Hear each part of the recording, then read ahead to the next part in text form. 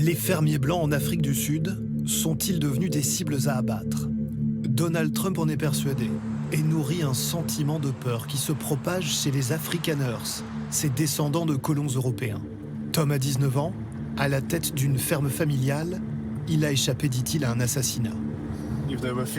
Après avoir battu mes salariés à la ferme, ils allaient venir chez moi. Ils étaient prêts à m'infliger la même chose. Tom a peur de représailles. Il ne souhaite pas montrer son visage. Il décrit ce qu'il appelle une scène d'horreur.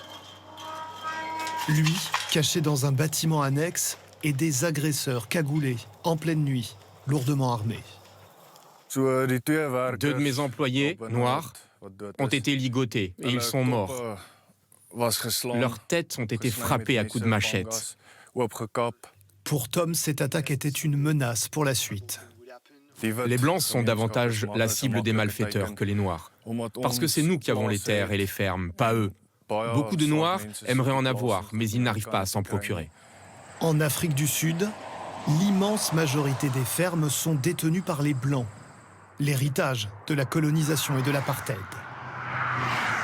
Ce matin, la police se déplace dans une ferme, du sang sur les barbelés, tout est consigné. À côté, une bête a été dépecée. Le propriétaire est persuadé in fine que c'est lui qui est visé. C'est une menace.